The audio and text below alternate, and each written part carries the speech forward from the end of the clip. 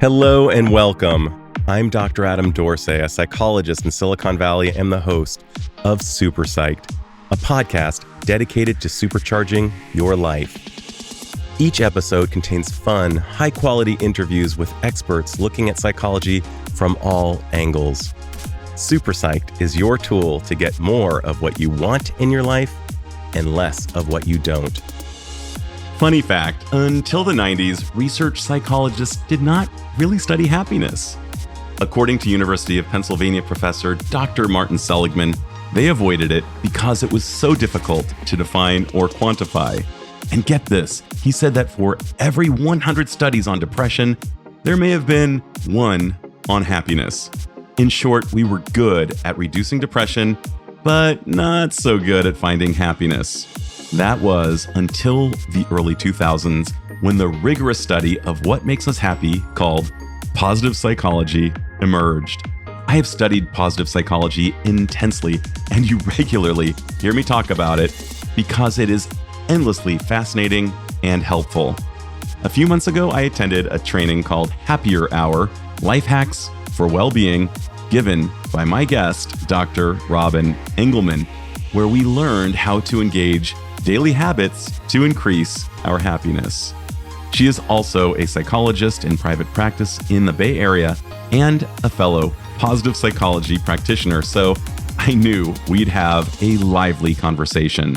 I loved every second of it, and I believe you will too. Robin has worked in a variety of settings, including many years at a maximum security prison, as well as with movie stars on the Oprah Channel.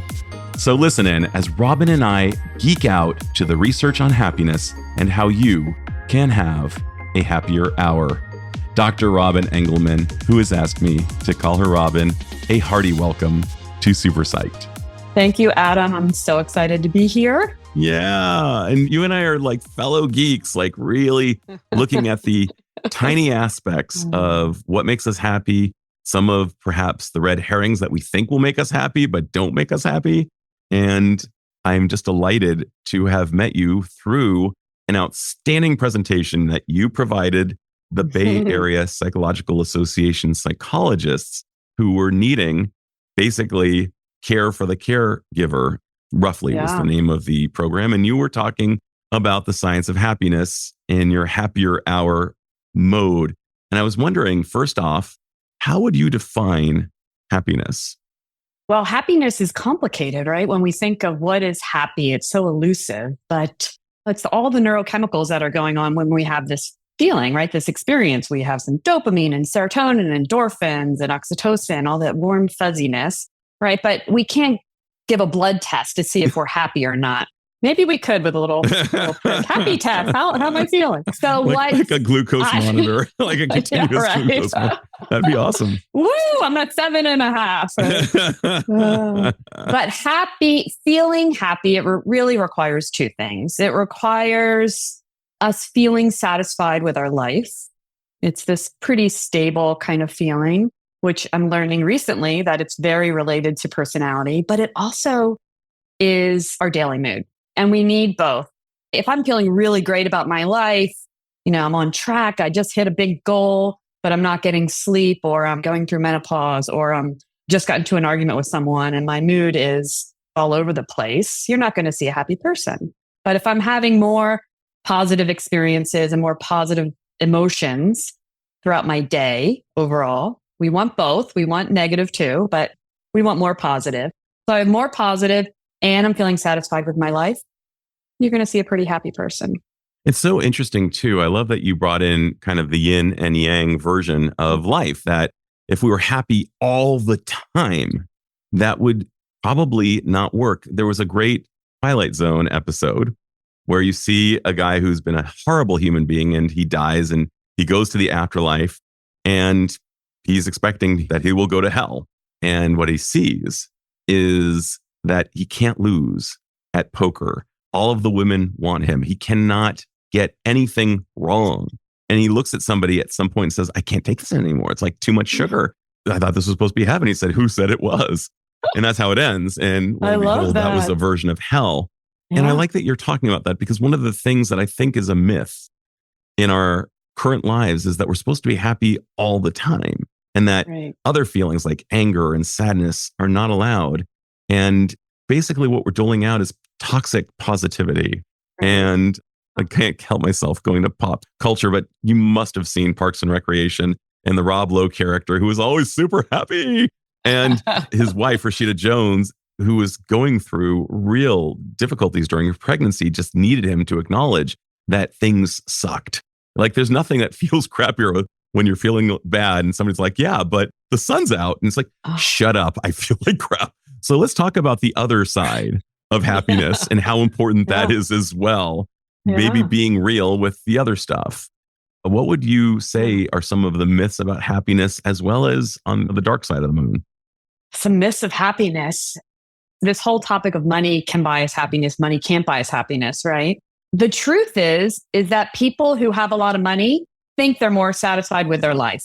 That is the truth. The more money, the more satisfied they at least think they are.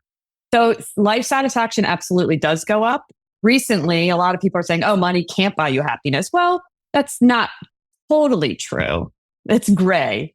Does not affect your mood. It might even make it more negative, right? Because your life is way more complicated than people want things from you, right? So that's certainly one myth. I think optimists are actually less happy than realists.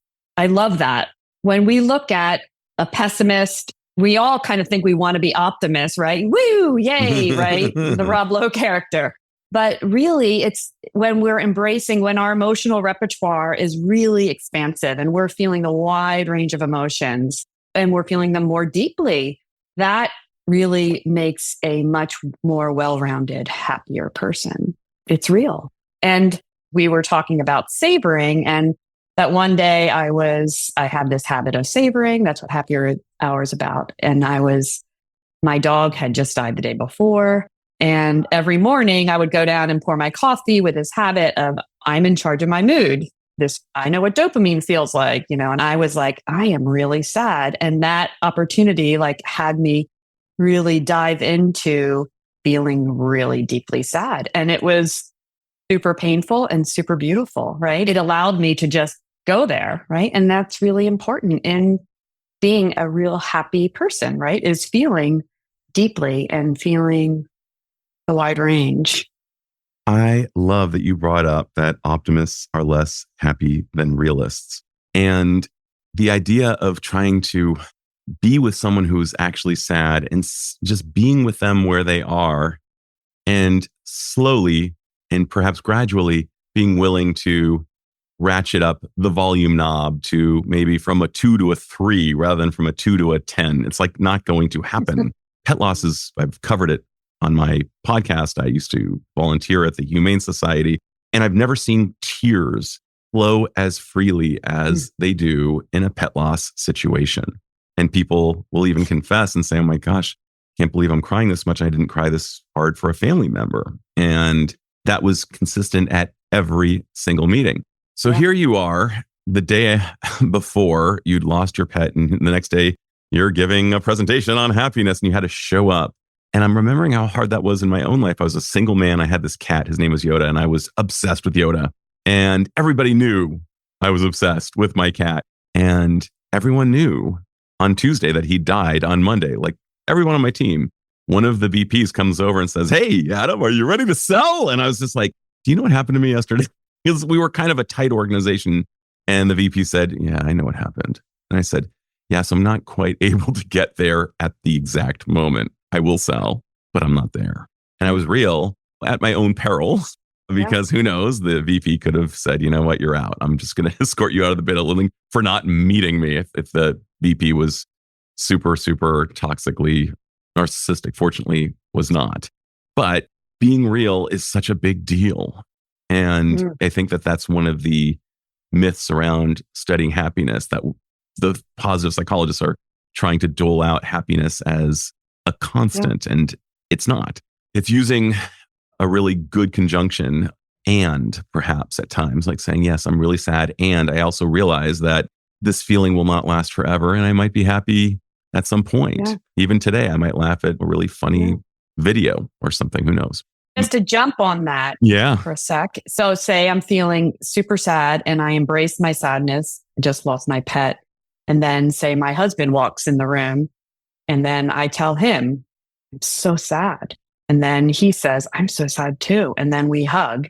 It's like being authentic, being in the space. So then we're connected, right? And then that maybe does make us a little happier, right? Like we feel a little bit better. We're not alone in our sadness and we share it with someone. Being authentic, it's everything, really.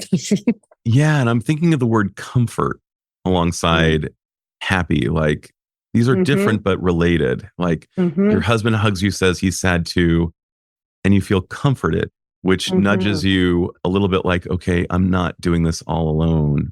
And when we think about virtually all of psychology and existentialism, the alone factor, we're born alone and we die alone. But at this moment, we're bonding over the fact that we both feel sad about our lost pet.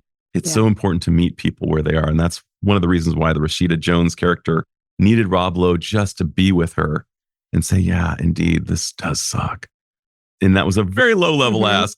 If he was to learn from his psychologist on the show, something like Dr. Richard Nygaard or something like that. I forget the name. He always brought it up. If I were his psychologist working with this fictitious character, I'd say, hey, let's go up the food chain and go beyond that sucks and say, just being able to just be with the person, know the person well, like that platinum rule, like maybe she does want to talk when she's sad. Maybe she doesn't want to talk when she's sad. Let's zero in on like, how do we deliver to this person?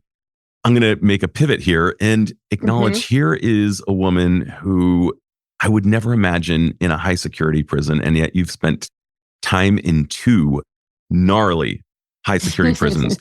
I visited with my security team at Facebook, a high security prison in Salinas area. And all I can tell you, Robin, is I was so grateful that when the tour was over to be let out. It was horrifying. And yet you describe that some of the prisoners exhibit happiness in ways that people don't on the outside. And I was wondering if you could talk about that paradox. Happy prisoners.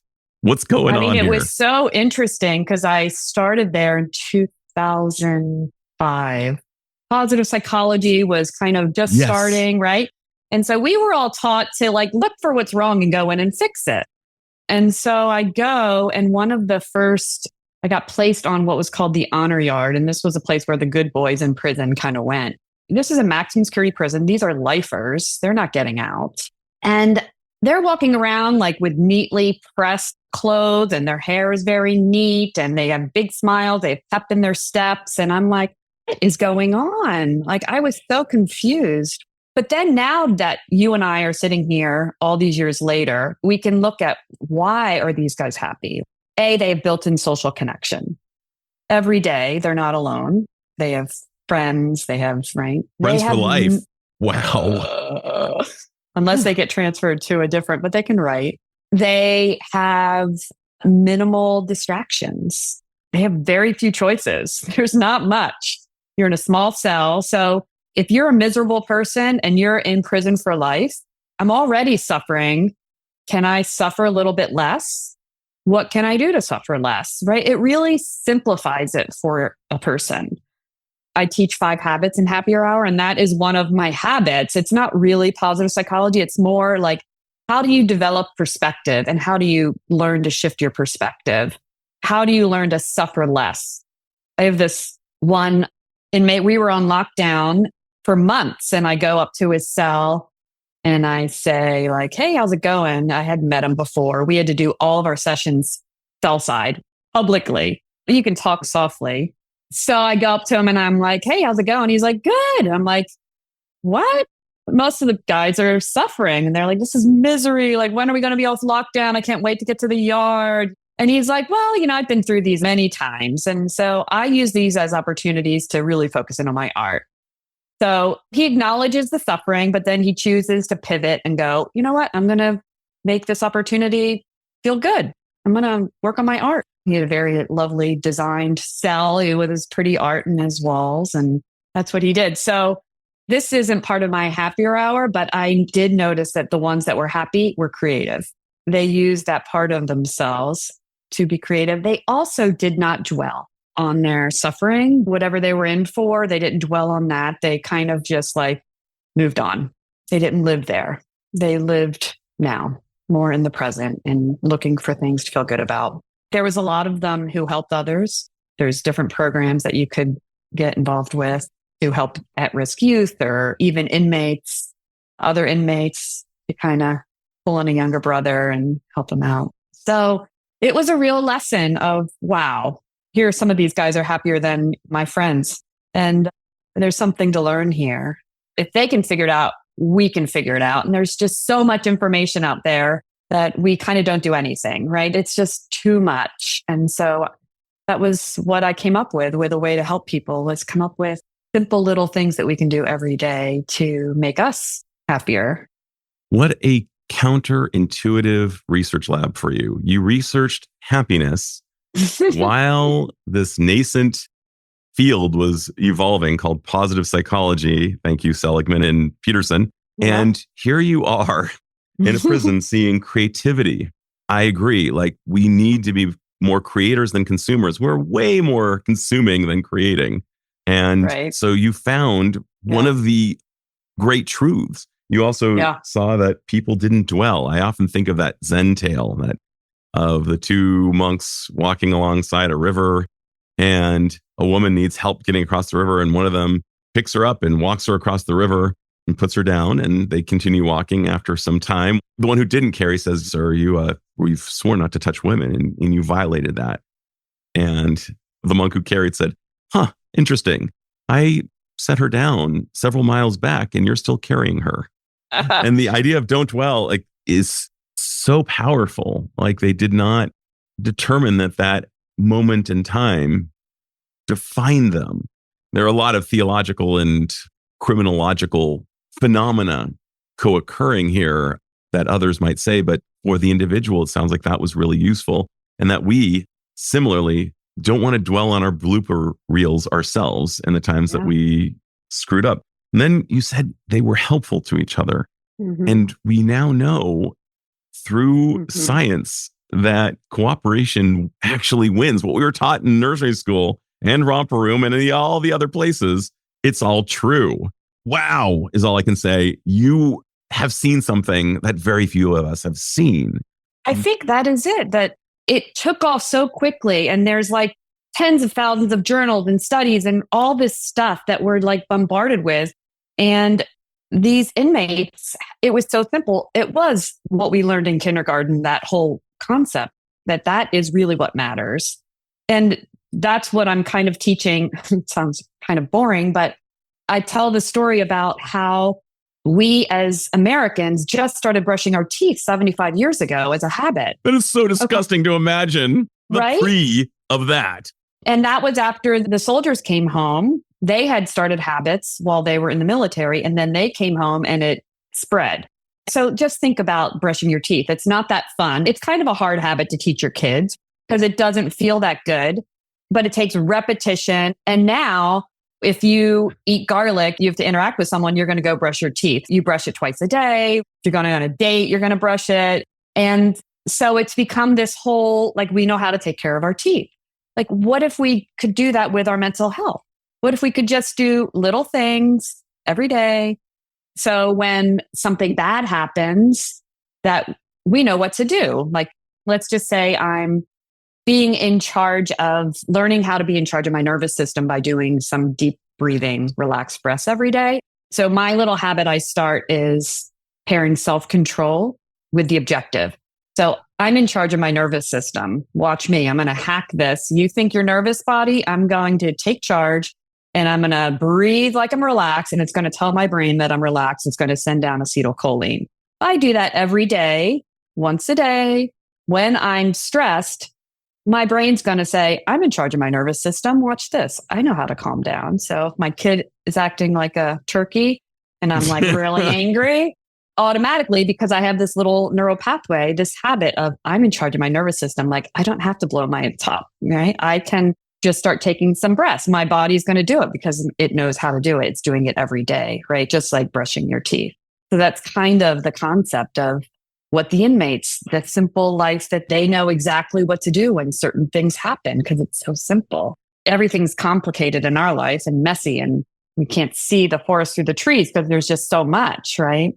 So that's Absolutely. the kind of the concept of just 5 basic habits. Like if we can just get going, how to be in charge of like feeling good, how to be in charge of your nervous system, how to be in charge of your perspective, how to be in charge of your inner critic, and how to be in charge of connecting with others. So those are the 5 habits that I teach. Basic stuff, right? Like really basic, but so important. And I have Harvard graduates who like have never even heard of this, like these basics, right? That we're all instead trying to meditate for 20 minutes a day. And then we can't get that started because it's so frustrating and hard and we don't have time for it. And really finding ways to just do small little things at times where we're already doing something anyway. Like we're all sitting on the toilet once a day. We're all going to sleep at night. We're all like using these opportunities to do these little habits. So it doesn't interfere with your day. You have no excuse. So this is incredible. And I'm hearing so many things. The idea of simple but not easy, common sense but not common practice. And in fact, it isn't even common sense. It seems like it's common sense. The problem is it's not common sense. People from Harvard don't know these things. I was wondering if you could share your favorite hacks from your 5 habits, some of them that our listeners can do at any moment, at any time, and get a good return on their investment of time. Should I start with my favorite? Yes. My favorite is the most unique and really exciting because it's based on new research, relatively new research. So I combine Ethan Kross's work and Kristen Neff's work. So it's third person self-talk with self-compassion. We all have an inner critic somewhere. Some people deny that it exists. It might be a voice, it may be images, but it's just how we're designed. We have this kind of critical voice. And it can be really damaging and cause a lot of self-loathing. It can cause people to be suicidal, anxious, depressed. And if I am doing self-talk and I'm doing it from the I perspective, oh my God, I'm such an idiot, I'm so scared, whatever it is, and you do an fMRI, what lights up is your emotional center. So if you do third person self-talk, Robin is feeling really scared. What happens is the prefrontal cortex lights up. It's as if someone is talking to me. And so what happens is we go from problem perspective to challenge perspective. When we talk about ourselves, our brain wants to solve the problem. So this is my favorite habit. When I shower, this is when I do my little chat with myself. So when the water hits my head, I say, I'm in charge of my relationship with myself. That's what I say. And I talk about Robin. Robin is feeling, it's a 4-step thing. Robin is feeling really excited today, or really tired, or really scared, or really anxious, or okay, kind of numb actually, or whatever it is. And then step 2 is to really make it kind of universal. Like that's a normal experience. You're not alone. Lots of people are feeling that way. It makes sense that you're feeling anxious because you're an anxious person and you're worried about this, to kind of normalize it. And step 3, Robin would like to feel calm, tall, proud, content, excited, whatever. Then how is Robin going to get there? So Robin is going to stand tall, put her shoulders back, take a nice deep breath, remind herself that she's blah, blah, blah, right? So it's this kind of nice little 4-step conversation to have while you're in the shower, because that is the place where our minds wander the most, according to, what's his name, Matt Killingsworth, who is out of Harvard. He's the one who did the recent research about life satisfaction. And the more money people have, the more satisfied they are with their life. But he also did this research where he sent out all these texts like, how happy are you? What are you doing? And are you thinking about what you're doing at this moment? So it kind of, he'd ping them at various times of the day to just check in to see if it was real at various times of the day. Is it consistent? And if they were thinking about what they were doing. And he found that people who were thinking about what they were doing were happiest, even if they were washing the dishes. And he found that when people were in the shower, they're not focusing on the water hitting them and the soap smelling wonderful and, oh, that feels so nice. They're thinking about, what they have to do for the day. What's next? Right? Yeah. So it's a great opportunity to do a nice habit, a nice supportive habit that's going to make you a happier person. So if I am doing this every day in the shower, hopefully I'm showering every day. It's whatever. When I shower regularly, when I'm under stress, my brain's going to know what to do, right? It's going to go, oh, or when my critic shows up, oh, Robin, you were just really tough on yourself. That was really mean. I heard that. And Robin is feeling really insecure and ugly. And Robin, that makes sense because, you're right, we all have a critic and that was really mean. Robin would like to feel like she loves herself. Robin would like to feel, right? And so Robin's going to remind herself of what a kind person she is, how generous she can be. Just to dot the I and cross the T about a slight detail you said, did they find through the frequent pingings through texts that the richer people were in fact happier than the less rich people? Yes, they found that the richer people were more satisfied with their life. Throughout their day, wow. That they had a better mood. So that they were more satisfaction. They felt more satisfied with their life, or so they say. I've read some research on it that people think they're more satisfied with their life. Got it. They think they are. Whether they actually are or not, it's hard to ascertain. But I digress. I want to go back to the big thing and your ingenious merging of third-person self-talk with self-compassion. Absolutely incredible. What a great hybrid. Yeah. It's almost like you're bringing in yourself. Yeah, there's like an organizer who's saying, Robin's feeling a little bit anxious. What does Robin need? And guess what? This is not a sign of what used to be referred as multiple personality, which is now... don't do this out loud, though, in the grocery store. Unless you're with people who love you and care or who don't find it cacophonous. But I love this idea. And the self-compassion, somehow within one shot, you've merged the three aspects of it: the universal nature of suffering, the talking to yourself as a friend, and being mindful. Like you did all three of those things. And you know how long it takes? 30 seconds. It doesn't take long. And this is the magic here. It is kind of simple. It's not easy to do it, but if you do it, you just start. It feels awkward at first, but you keep at it.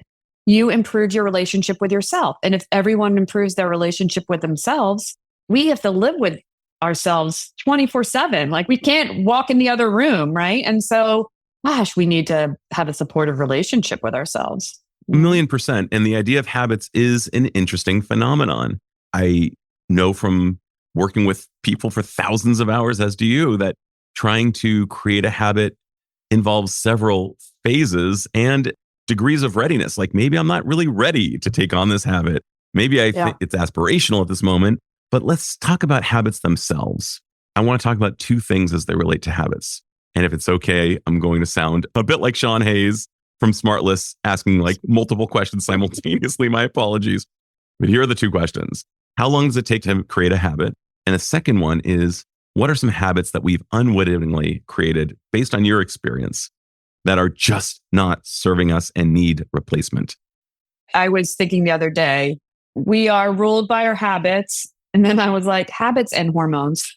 So we have habits of thought, we have habits of feeling, we have habits of behaviors, right? So the obvious ones are habits of behaviors, and you pick up your screen and you go to like look something up and the lore pulls you in, and 30 minutes later, you're like, oh my gosh, what the heck, right?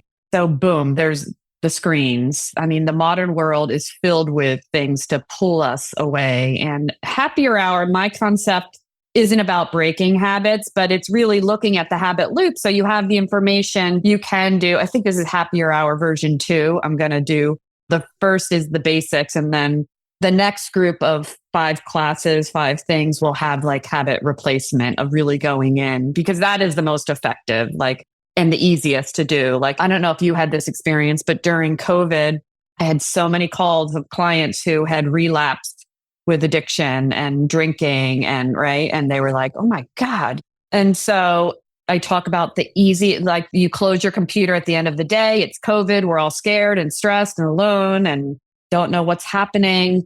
And you get up and you go to the refrigerator, open it up, pour yourself a nice beer, take a sip, feels so good. Day 2, you close your computer, 5 o'clock, go to the refrigerator, pour yourself a beer. Day 3, I mean, how long do you think, back to your first question, it's going to take to start that habit? Very, very little time. Very, very quick little. One too. So hedonism is a very quick habit. And that's kind of what I base happier hour habits on. So it's really like feel good things. So when you're doing that self-talk in the shower, feels good. oxytocin starts to flow, right? You feel in control. That feels good. So I capitalize on how bad habits start. And then because bad habits start because they feel good. Do they ever? I mean, the beer analogy, that was definitely my nightly routine for a long time until I stopped. And not to the verge of alcoholism, but I just loved the nightly, it's Miller time. Yeah. So habits of behavior, habits of thought. I have this example. I'm working on a book of this inmate who realized that every time he looked in the mirror, he had this habit of thought where he looked at his skin and was like, ugh, your skin is so ugly. Like that was the habit. And then what does that do, right? So this habit of mirror, you're ugly, mirror, you're ugly, mirror, you're ugly, mirror, you're ugly. Like, what does that do to like your relationship with yourself? I'm going to do a Hail Mary pass right now. So for somebody who has the habit of looking at his skin every day and saying, I hate my skin. I hate myself when I look in the mirror. I hate this person I am. I can be reckless because I have nothing to lose. Who gives a crap about me is kind of where I go with that. Versus what would be... So I'm not going to care about anything either. Yeah. Versus perhaps like maybe looking at a part of himself that he does like. Like, man, I have really a nice ripped bicep muscle. Or I love my fingernails. Those are gorgeous. I could be a hand model. Nice. Like we all have a part of ourselves that we do not like. Everyone. But he focused on that. Even Halle Berry doesn't like her nose. I heard her say the once perfect, or something. The most perfect people in the world. Jennifer Lawrence's and the Brad Pitts. If they were being candid with you, they would say, yeah, there's a part I don't like. No.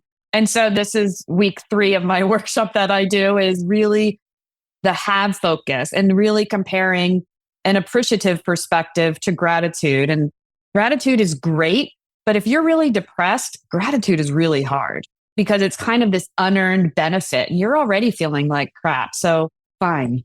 I don't deserve it anyway, but yes, that's nice. So interestingly, American men struggle with gratitude. Thought that was interesting. Hold up. What's up with that? I think it's kind of thought as like vulnerable, right? It's kind of a maturity thing, I think a little bit. Not to diss the American men. Sure. No, I feel you. And that is probably my number one tool. It's interesting. Is gratitude? Totally. So there are prayers in the Jewish tradition. You're supposed to have 108 gratitudes per day. 108. Thich Nhat Hanh, who is obviously not Jewish, says when you get a sore throat, suddenly you become enlightened. You realize how good it feels not to have a sore throat. And gratitude is great. Like right now, I do not have a sore throat. I could lean into that. Another thing to lean in, I swear to you, this is not a joke. There is an actual Hebrew prayer for when you have successfully used the toilet. You know that one. Of course. And it's like, well, think about it. Like, God forbid if it wasn't working. My intestines. It's amazing. That's incredible. It's amazing. Thank you. Wow. Think of your skin. I really dove into the concept of appreciation, and gratitude is part of appreciation. But an appreciative perspective is even more effective at making us happier, which is interesting, right? So when they controlled for gratitude and personality factors, they found if you have a have focus, you focus on what you have, beautiful model hands instead of bad skin, that those people, they're 9% more satisfied with their life. So that gives nearly a 10% bump on just that one thing. Just focusing on what you have. Like, just look around your office right now. I mean, you are so rich. Look at your body. Look at your brain, your heart. You're loaded. Like, if you just put your perspective there, you're just like, geez, I have everything. But what does the brain do? It goes to the one little thing that's not going well right now. And it'll just spend all day there and repeat over and over again. So that's what it does left to its own. Some people more than others. Oh, for sure. Right. And so if you have the skill to be able to go, oh, Bob Newhart style, stop it, like, stop it. Stop it. It was a great intervention for TV. Doesn't really work in real life, but yes, but it kind of could work. Stop it. Right. I jokingly do it with clients sometimes. Stop it. Yeah. Yeah. Well, don't do that. Right. To know how to shift it to, I don't have that, but what do I have? Right. And it really is a powerful, even when you're in prison, like, okay. I've got to weigh in on this though. This is too delicious. Back when I was in the corporate realm, you can't make this up. My hair started growing gray in my 30s. And I don't love the fact that I've got practically white hair at this point. This dude walks over to me. He hadn't seen me in a year or two. And he's like, man, your hair's so gray. And the guy was actually pretty much bald. And I thought to myself, I'm just grateful I have hair. So every time I look at one of my own practices, when I see my gray hair, which, yes, I'm not in love with, I'm just so grateful I have hair. And it's fabulous hair. Like, come on, Adam. Thank Come you. on. You just, thank you. I really appreciate that. And I'm not going to do the thing of smacking it down. I'm going to take it in. Thank you, Robin. Right? And okay, so this is an exercise. So we'll just dive right in. Let's do it. Name 10 things about your hair that you appreciate. I like that it's soft. I like that it keeps my head warm. I like the fact that I can style it. I like the fact that my wife likes it. And I like the fact that she even likes its color, which I find befuddling. Let's see, what else do I like about my hair? I like that I can find out about my nutrition through a hair sample, which is kind of cool. You're so good at this. Keep going. Thank you. 4 more. I like playing around with it and trying to go full Kramer at times, which is really hilarious. And I like the fact that it's hilarious to call it a Jufro. Let's see, what else do I like about it? I actually like washing my hair in the shower. It's kind of a pleasant, sensual experience of just like, wow, this is kind of cool that I get to do this. And it makes me feel more alive. Last but not least, gotta give you one more. I have a scar on my scalp from when I broke my jaw and split my head open, and it covers most of it. Amazing. So now how are you feeling about your hair? Well done. Well done, Dr. Engelman. It works. Right? I feel pretty stoked about it. That's really good. Right? It's a really powerful exercise. So one of my habits is when you're sitting on the toilet in the morning. All of us do, no matter how pretty we might be. Pick something to appreciate and list lots of reasons why and go into detail. The more detail, and I'll tell you, the really fun challenge is to pick something negative to appreciate. The war in Ukraine broke out right around when I did this workshop, and someone picked, let's pick that war to appreciate. And it was amazing. We all went around and everybody had to give a reason, right? It was a group appreciation exercise. And I mean, we didn't love it, but we saw it in so many different ways. And we saw ways that people connected through it and cried through it. And anyway, it's a really interesting exercise you can pick something neutral to appreciate. You can pick something like you love to appreciate, and you can pick something negative to appreciate. And just to kind of work on that skill when you're sitting on the toilet. I'm in charge of my perspective. Watch this, right? That's the objective. And to start each time you do it, I'm in charge of my perspective, and it's a fun one too. Well, you just had me do like 10 push-ups, and I found myself appreciating things about my hair that I didn't consciously appreciate, probably subconsciously, but having the list, there's something about a list and having it contained and doing those push-ups makes me feel a greater fortification of just connection with my hair. And it's like, wow, I actually like it more than I even knew I did. So that you did so well. That was incredible. Well, I usually say 5, but I'm going to give Adam 10. I don't know why. You thought I could handle the load. Well, I really have taken great interest in the science of gratitude. Just seeing that our brain changes through fMRIs the more we practice it. And there's an old Sufi saying, the mystical version of Islam, that anxiety and gratitude cannot cohabitate. Yes. I love and that the gratitude just kind of knocks it away.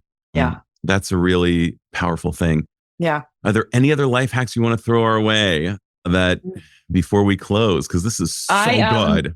I had this client who every morning he woke up anxious and he would pet his dog and he would list 5 things that he was grateful for. That was a nice, easy way to start his day. That's amazing. So he would actually use his dog as a cue to bring forth. And what happens when we pet our pet? A lot of us are petting our pet anyway in the morning, right? So to use that as the cue, and oxytocin is fully flowing when we're connecting with our pet.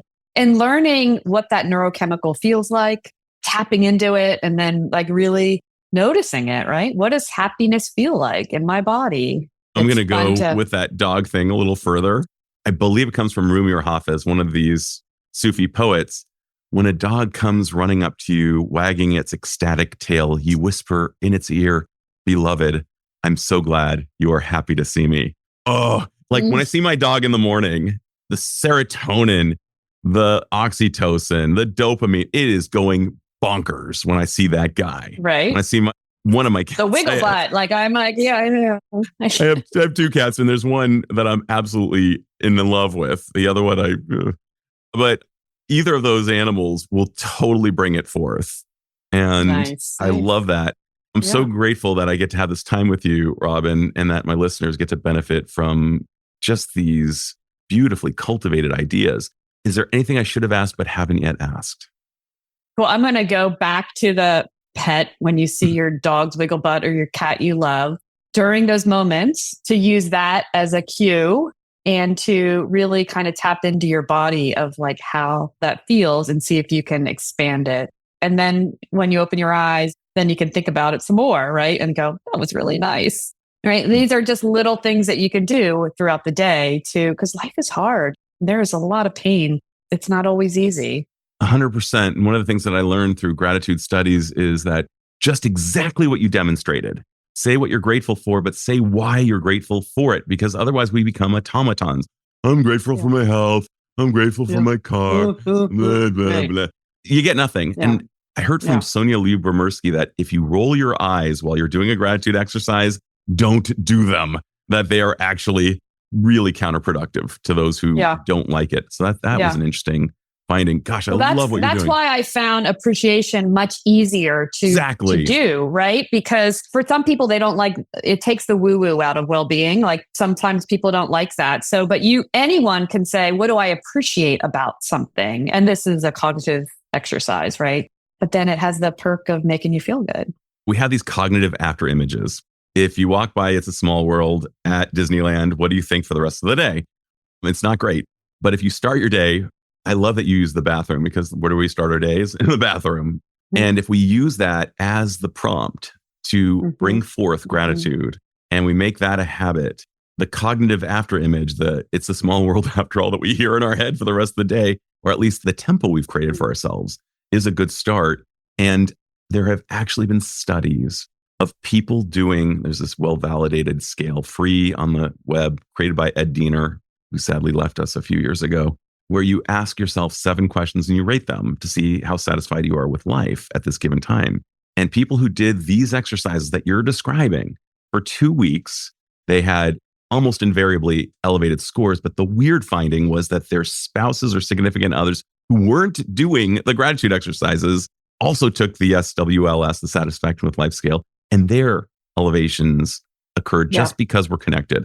So do it for yourself, do it for your people in your life. Robin, this is awesome. I do want to say one thing. I want to say 2 things. One is, it's so funny you pulled up that, I don't know if you know, but on my website, I give the 2 Ed Diener tests. No. So anybody can take them for free, and you'll even get a little score report, and you can store it if you want, and it'll compare over time. And number 2 is, one of the problems that we do with habits is we try to do too much, and we try to start like 3 at the same time, and it doesn't work. We're too ambitious, we humans. So it's just one at a time. Once it's up and it's a habit, then you can go on to the next one. But people tend to want to exercise and take their vitamins and eat healthy all at the same time. And then we end up 2 months later going, well, taking my vitamins. 100%. If we chase 2 rabbits, we'll get neither rabbit. I love that you really, in your writing, because I got to read some of her writing that's not yet published, but it's going to be awesome. When she does, I'm positive the book is so compelling. But you appropriately throw shade at New Year's resolutions, which just suck. Yes, right. Because, what is it, 8%, right? People keep their resolutions. Oh my gosh, they do not work. Yes. They can be done at any time of the year. Just choose one, please. Do one thing. I like that idea. Focus on one thing and then move on to the next. Robin, if you had the magical powers to confer upon all humanity one insight or skill that would dramatically improve the lives of individuals, as well as perhaps society at large, since we're all connected, what would that insight or skill be? And how do you imagine it would impact the individual as well as perhaps society? I think the reason I started Happier Hour is because I want people to know that they are not at the mercy of their thoughts and their feelings. But just because they have a suicidal thought doesn't mean they want to die. It's pretty normal to have suicidal thoughts in our culture nowadays. So just because they have a suicidal thought, it just means that they're in pain and they want the pain to end. Learning to have some control over your thoughts and feelings, that you are not at the mercy of them. There are things that you can do. Evolution gave us this prefrontal cortex. We can start brushing our brain just like we brushed our teeth. We can start small little habits. You just start with one and slowly it starts to change your life. What would happen if humanity, if we all had control over our relationship with ourselves, our nervous system, our ability to connect with others? Like, what would happen? It would be glorious. It would be peace on earth.